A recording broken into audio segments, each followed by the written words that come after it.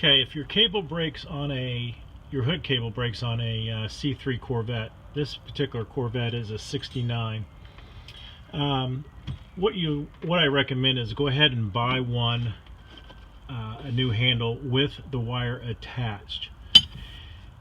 It's actually pretty simple because it goes into another outer cable underneath the car where the old one was located. And simply the wire that comes in to it is a little bit longer because that one snapped in half.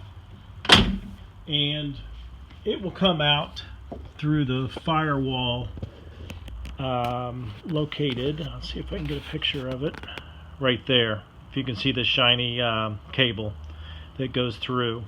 So that's the new cable that I've pushed all the way through. It's fairly simple. If your hood is stuck and you've broken that off, which in this case I did, I've actually used a thin coat wire underneath the car and made a little loop to it and yanked down and the hood popped.